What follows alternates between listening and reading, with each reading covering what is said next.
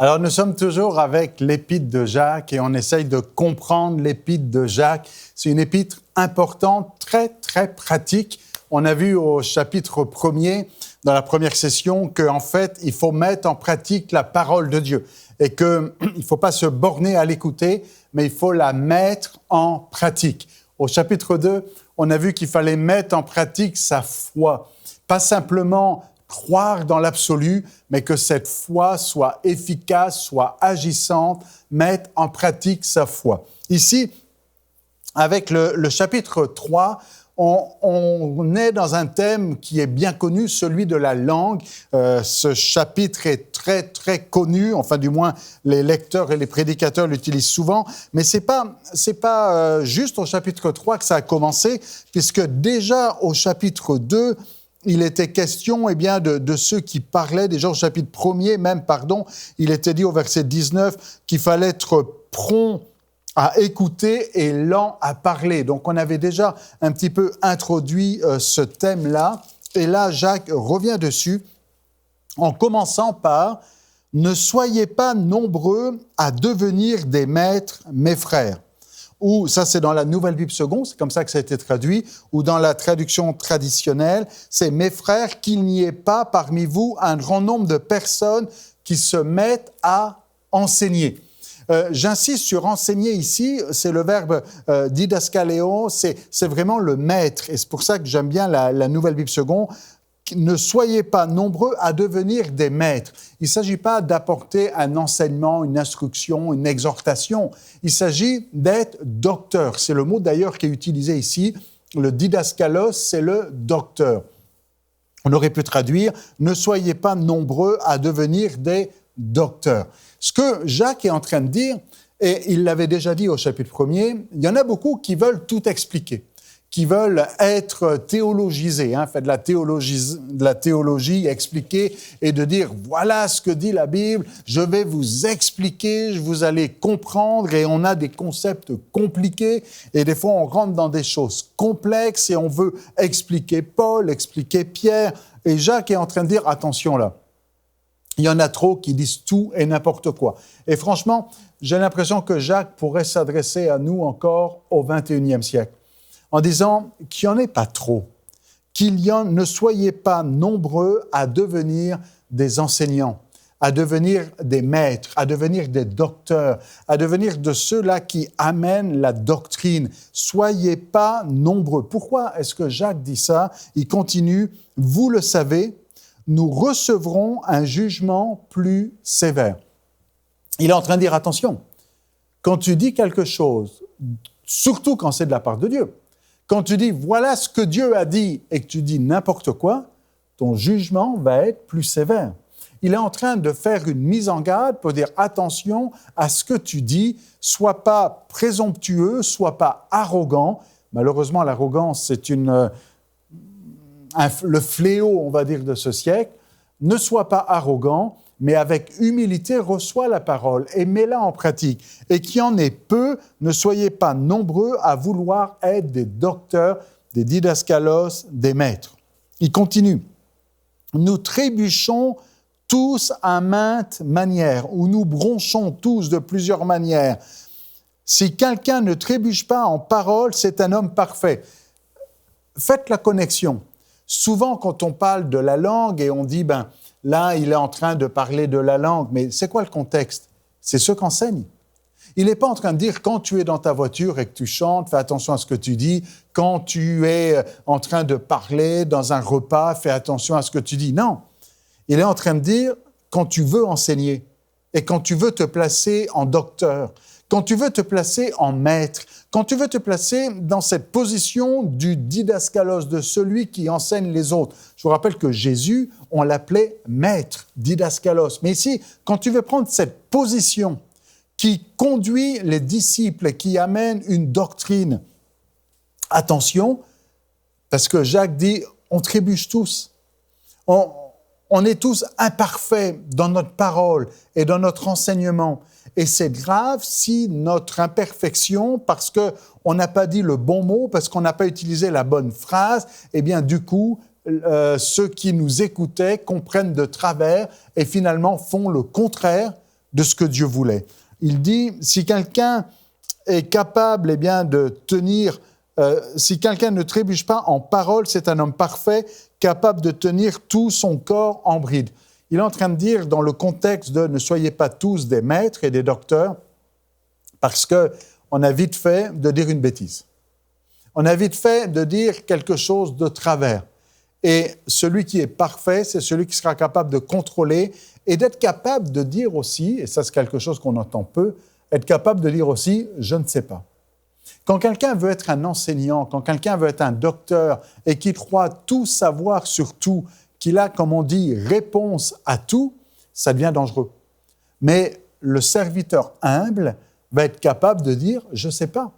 Et le meilleur des docteurs, le meilleur des enseignants, le meilleur des maîtres est celui qui connaît ses limites et qui pourra dire « là, la question me dépasse et je ne peux pas répondre à cette question ». Mais si vous voulez donner une réponse à tout, ça devient dangereux et vous ne savez pas tenir votre langue, eh bien, vous n'êtes pas capable de tenir votre corps en bride d'une manière complète. Il continue. Au verset 3, il explique ce qu'il veut dire. Il dit « Nous mettons le mort dans la bouche des chevaux pour qu'ils nous obéissent. Nous dirigeons ainsi leur corps tout entier. » Il dit le corps tenu en bride, c'est avec ce mort qui est dans la bouche des chevaux. C'est un peu le même principe. Avec un mort dans la bouche des chevaux, ça vient comme brider, ça vient comme canaliser et amener à diriger l'animal tout entier. Ou alors il donne un autre exemple. Il dit « Voyez encore les bateaux, si grands qu'ils soient et poussés par des vents impétueux, ils sont dirigés par un tout petit gouvernail au gré des décisions du pilote. » Il est en train de dire la langue, les paroles vont avoir des conséquences énormes. Et qu'un grand bateau, même si c'est un paquebot, il y a un tout petit gouvernail en proportion du bateau et c'est capable de diriger le monstre marin au complet. Il continue, de même la langue est une petite partie du corps. Et si on calcule, c'est très peu la taille de la langue par rapport à un corps. Il dit, c'est une petite partie du corps, mais elle a de grandes prétentions. Et Jacques ici met le doigt là où ça fait mal. Et je vous l'avais dit en introduction, c'est une épître qui est très pratico-pratique. Jacques n'est pas en train ici de faire de grandes théories, mais il va droit où ça fait mal et il dit là, il y a un problème. Il y a un problème parce qu'il y en a qui veulent enseigner tout et n'importe quoi et ils ne savent pas tenir leur langue en bride. Ils ne savent pas contrôler ce qu'ils disent. Et du coup, cette langue a de grandes prétentions et peut amener à embraser toute une forêt. C'est l'exemple d'après. Il dit « Comme un petit feu peut embraser une grande forêt, aussi la langue est un feu, elle est le monde de l'injustice. La langue a sa place dans notre corps, elle tâche tout le corps et elle embrasse tout le corps de l'existence, étant elle-même embrasée par la géhenne. » Il va loin là. Il est en train de dire la langue est animée du feu de l'enfer. C'est ça la géhenne. Il est en train de dire cette langue peut faire de grands dégâts. Est-ce que vous avez remarqué que des fois, juste à cause d'une mauvaise parole, à cause d'un mot, à cause d'une réflexion, il peut y avoir des répercussions tragiques. Il y a certaines guerres qui se sont produites sur la base d'une parole. Parce que quelqu'un a dit un mot qu'il ne fallait pas. Des fois, il y a quelqu'un qui dit quelque chose sur telle ou telle personne et ça déclenche une bagarre. Juste avec un mot, il y en a qui vont se frapper. Juste avec un mot, on va arriver dans une division. Juste avec un mot, et il y a une escalade qui est là. Et il dit, cette langue, ces mots, ces paroles qui sont prononcées, font le jeu du diable. Et c'est un monde d'iniquité et qui vient en fait tout embraser et amener quelque chose de terrible dans notre vie et dans notre entourage. Et pourquoi Jacques est en train de dire ça? Parce qu'il l'a constaté, parce qu'il l'a vu, parce qu'il le voit. Et il écrit à des frères bien-aimés. Et il dit aux frères bien-aimés, attention. Et je vous le rappelle, on est dans le contexte ceux qui veulent enseigner. On est dans un monde de l'hyperconnectivité, où maintenant, avec Internet, on peut entendre toutes sortes d'enseignements. Et toutes sortes de feux sont partis avec des enseignements tordus. Toutes sortes de divisions, de disputes, des disputes de mots, dira l'apôtre Paul. C'est bien des mots qu'on prononce ici, et puis des mots, la lecture qu'on va faire d'un mot. Il dit toutes sortes de disputes, toutes sortes de choses. Et aujourd'hui, on va sur Internet, on va écouter tel ou tel enseignant, tel ou tel prédicateur, et ça vient amener tout un feu parce qu'il y en a qui veulent être des maîtres alors qu'ils ne sont pas appelés à être des maîtres. Il y en a qui veulent être des docteurs, qui veulent être des enseignants, alors que ce n'est pas leur ministère. Maintenant, n'importe qui peut faire un blog et dire n'importe quoi. Alors, si vous faites un blog pour parler de ce que vous avez mangé hier, du temps, de la météo, c'est une chose. Mais quand on commence à enseigner la parole, attention, vous serez jugé plus sévèrement, parce que l'enseignement que vous apportez, la parole que vous proclamez, eh bien, peut avoir des conséquences tragiques si elle n'est pas canalisée, bridée, contrôlée. Parce que la langue par elle-même, eh bien, a une ambition, une prétention qui peut être mauvaise, et que si on la laisse aller sans contrôle, sans qu'elle soit bridée, eh bien, ça peut embraser de grandes forêts. Toutes les espèces de bêtes sauvages, dit Jacques, d'oiseaux, de reptiles, d'animaux marins peuvent être domptés et ont été domptés par l'espèce humaine. Il dit, n'importe quel animal sauvage peut être dompté. Mais la langue, aucun homme ne peut la dompter, c'est un fléau incontrôlable. Vous ne trouvez pas qu'il y va un peu fort quand même? Quand on y réfléchit bien, il est en train de dire, mais là, on peut dompter le lion, on peut dompter le guépard, on peut dompter toutes sortes d'animaux sauvages, mais la langue, c'est un fléau incontrôlable. Si vous avez une langue, vous avez un fléau incontrôlable. Est-ce que vous êtes capable de contrôler votre langue? On essaye. Est-ce que ça vous est déjà arrivé de dire que ça m'a échappé? C'est sorti de mon contrôle. Et c'est ce qu'il est en train de dire. Il dit, la langue, c'est un fléau incontrôlable. Elle est pleine d'un venin mortel. Ça rappelle la langue du serpent ici, quelque part. Mais ça va quand même un peu loin, ce que Jacques est en train de nous dire ici. Il est en train de dire que ta langue est pleine d'un venin mortel. Et quelqu'un dira, mais non, moi, ma langue, elle est sanctifiée. Moi, je dis de belles choses. Mais l'apôtre Jacques est en train de dire, il y a en nous et dans la langue de chacun d'entre nous un potentiel mortel, un venin mortel. Et si vous n'êtes pas capable de contrôler ce que vous dites, si vous n'êtes pas capable de contrôler votre enseignement, si vous voulez être des maîtres et des docteurs, si vous n'êtes pas capable de contrôler ce qui sort de votre bouche, eh bien, il va en sortir du mauvais un venin mortel. Par elle, nous bénissons celui qui est Seigneur et Père. Et c'est vrai que par notre langue, on peut amener de belles louanges et bénédictions, mais il dit aussi, et par elle, nous maudissons les humains qui sont à la ressemblance de Dieu. Il dit, d'un côté, on bénit Dieu, et ceux qui ressemblent à Dieu, les humains, on les maudit. Il y a une anomalie ici. Il continue, de la même bouche sortent la bénédiction et la malédiction. Et on comprend ici que ce qu'il est en train de faire, c'est un constat. Il dit, voilà ce que je vois, voilà ce que je réalise, voilà ce que je constate, c'est que de la même bouche, il y a de la bénédiction et de la malédiction. Et il conclut en disant, il ne faut pas, mes frères, qu'il en soit ainsi. Et s'il y a une chose à retenir aujourd'hui, il ne faut pas, mon frère, il ne faut pas, ma sœur, qu'il en soit ainsi. Il ne faut pas que de ta bouche sortent des bonnes choses et des mauvaises choses. Et qu'un jour, c'est une bénédiction, tu es à l'église, tu chantes, tu loues, tu glorifies Dieu, ou tu es là dans un bon état d'esprit, il y a des belles choses, et puis à un autre moment, tu es frustré, tu es en colère. Vous savez qu'il a parlé de la colère au chapitre 1er. À un moment donné, tu es en colère, tu es frustré, tu es contrarié, et il y a un venin qui sort de ta bouche. Il ne faut pas qu'il en soit ainsi. Malheureusement, on bronche tous de différentes manières. on trébuche tous à maintes reprises. Et on va tous, à un moment donné, dire une parole qu'on regrette. Mais il ne faut pas que ce soit ainsi. Et il faut qu'on apprenne à avoir cette sagesse. Et vous voyez le lien qui est là tout au long de l'épître de Jacques. Si tu manques de cette sagesse, demande à Dieu.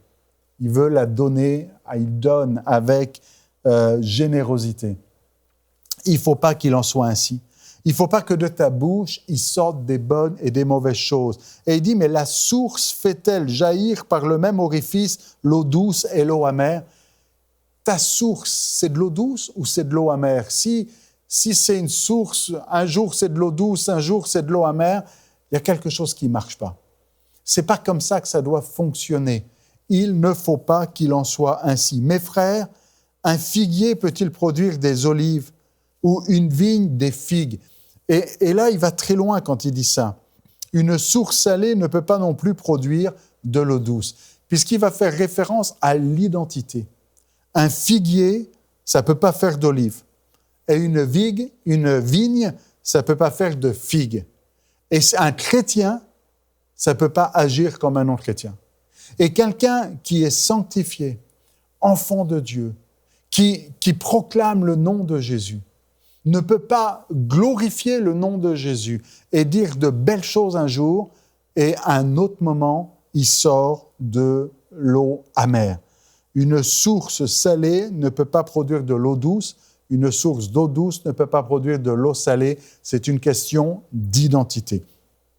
Alors c'est important de le comprendre, et pour bien le comprendre, et là encore, je fais référence à l'enchaînement des sujets dans l'épître de Jacques, parce que quand il continue au verset 13, dans certaines Bibles, on a fait comme un saut de paragraphe en disant, bon, il change de sujet. Non, il ne change pas de sujet, il est toujours dans le même sujet quand il dit au verset 13, « Qui est sage et intelligent parmi vous ?»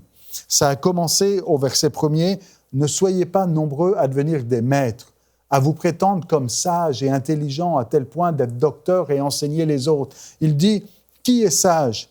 Qui est intelligent parmi vous? Que celui-là montre ses œuvres par sa belle conduite, avec douceur et sagesse. » On reprend la même chose qu'on avait au chapitre 1er et au chapitre 2. Au chapitre 1er, c'est « mets en pratique la parole ». Au chapitre 2, c'est « mets en pratique ta foi ». Au chapitre 3, c'est « mets en pratique ta sagesse ». Si tu es sage, celui qui est sage, c'est pas celui qui va dire des choses sages. C'est ce que Jacques est en train de dire. Celui qui est sage, c'est pas celui qui va être le docteur, celui qui veut enseigner, celui qui va dire des choses parce que ses paroles peuvent être trompeuses et bronchées. Mais il est en train de dire, si quelqu'un est sage, on va pas l'entendre, on va le voir. C'est pas quelque chose qui va sortir de sa bouche, c'est quelque chose que l'on va voir au travers de ses œuvres et de sa conduite avec douceur et sagesse. Le sage, c'est celui qui œuvre, c'est celui qui fait. Mais si vous avez au cœur une passion jalouse et amère, une ambition personnelle, n'en soyez pas fiers et ne mentez pas contre la vérité. Vérité, mensonge, sagesse, jalousie. On a les contraires qui sont là ici, en disant, si tu es sage, tu ne vas pas le dire, tu vas le montrer. Mais si à l'intérieur de toi, il y a le contraire de la sagesse, à savoir une passion jalouse, une ambition personnelle, ça va se voir aussi. Ça va se voir par des œuvres mauvaises.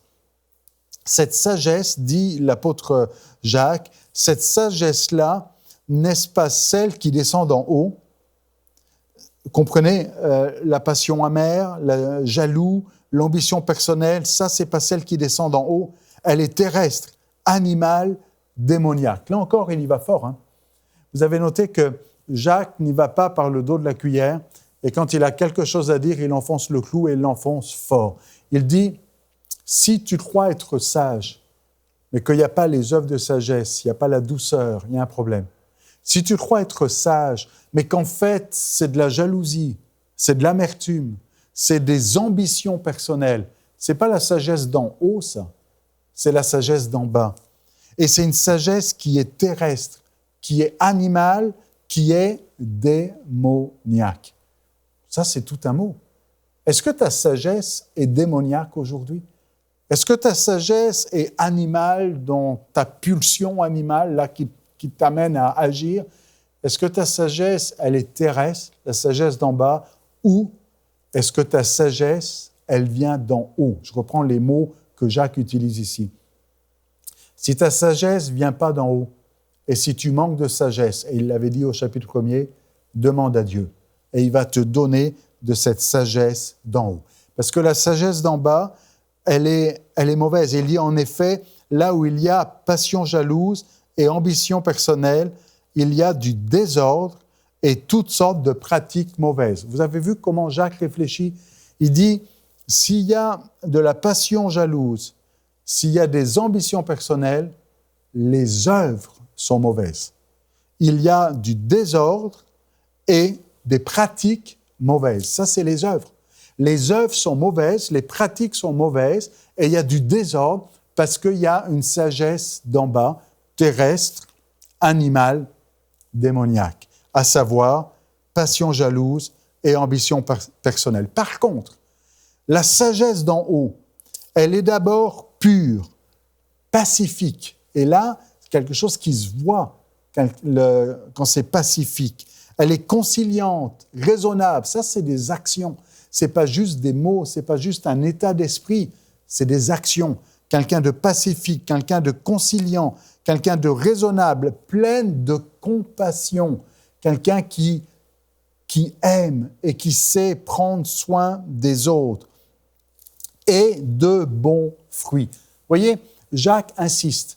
Si ta sagesse est mauvaise, elle va produire des choses mauvaises. Si ta sagesse vient d'en haut, elle va produire des bonnes choses. Elle va produire des bons fruits, de la compassion, la paix, la conciliation, être raisonnable, sans parti pris. Là encore, parti pris, on a vu qu'il y en a qui faisaient de la discrimination. Même principe ici, il n'y a pas de parti pris. Tout le monde est là, considéré au même plan, sans parti pris, sans hypocrisie. Et ça, c'est le mot choc. Parce que, souvenez-vous, Jacques revient à l'enseignement de Jésus. Ce que Jésus reprochait aux pharisiens de son époque, c'était d'être hypocrite. C'était de dire quelque chose et de ne pas le faire. C'était d'imposer un fardeau sur les épaules des autres alors qu'eux-mêmes ne le portaient pas. C'était de dire qu'il fallait aimer Dieu et son prochain alors qu'eux-mêmes ne le faisaient pas. Ça s'appelle de l'hypocrisie. Et Jacques est en train de dire ici, reviens à l'enseignement de Jésus. Reviens à ce que Jésus disait et ne te mets pas dans la catégorie des hommes religieux hypocrites que Jésus va reprendre sévèrement parce que c'est pas là ta place. Ta place, elle n'est pas dans la sagesse d'en bas. Ta place, elle est dans la sagesse d'en haut. Et je le répète, la sagesse d'en haut, elle est pure. C'est important d'avoir des pensées pures, des choses qui viennent d'en haut. Et comment dire, dans l'Épître de Jacques, il y a plusieurs thèmes entrecroisés. Vous avez noté que dans les autres chapitres, on avait vu ça, qu'il fallait être sans tache, la religion sans tache, ou qu'il fallait s'abstenir de ce qui était impur. Et là, ici, il dit, la pureté, c'est la clé. La sagesse d'en haut, elle est pure. Premièrement, pure. Ensuite, pacifique. Parce que la langue, elle amène de la division, elle emmène des disputes, elle emmène un feu là qui amène... Non, c'est pas ça. Et le royaume de Dieu, c'est pas ça. Aujourd'hui, qu'il y en ait peu qui enseignent et qui, avec leur enseignement, amènent de la dispute. Si tu veux savoir si ton enseignement est bon, si tu veux savoir si tu écoutes le bon docteur, si tu écoutes la bonne théologie, si tu écoutes la bonne doctrine, en se calquant sur cette parole-là, il faut que ce soit quelque chose de pur, de pacifique. Quelqu'un qui prêche la guerre, quelqu'un qui annonce la dispute, quelqu'un qui annonce la division, la dissension. Non, il faut annoncer la paix.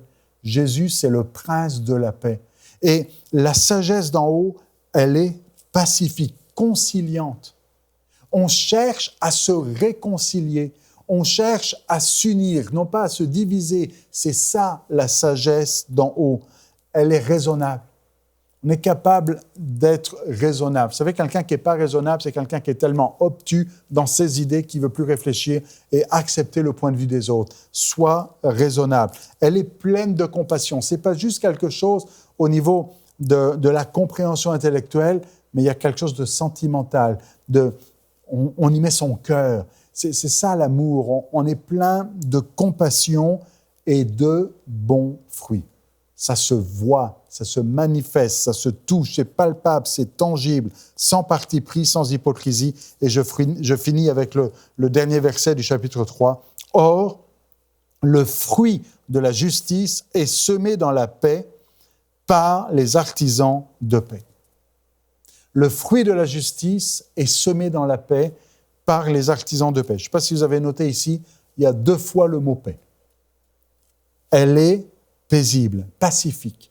Et la paix est importante. Et on parle de fruits. Fruit fait référence à l'œuvre, à l'action. Ce n'est pas juste la foi, mais c'est aussi les œuvres. Ce n'est pas juste la sagesse, mais c'est aussi le fruit. Il y a un fruit. Et on fait référence ici à la justice. On avait parlé de la justice au chapitre 2. C'est par la foi qu'on est justifié. Eh bien, le résultat de cette justification amène un fruit. Et ce fruit doit être semé dans la paix par des artisans de paix. Alors, je conclus avec ça aujourd'hui, et puis j'aimerais vous inviter à méditer là-dessus et à y réfléchir. Premièrement, il faut mettre en pratique la parole de Dieu. Et Jacques nous dit, mets en pratique la parole de Dieu. Deuxièmement, mets en pratique ta foi. Ta foi ne doit pas rester théorique et juste croire en principe. Il faut croire en pratique, mettre en œuvre ta foi. Troisièmement, mets en pratique ta sagesse.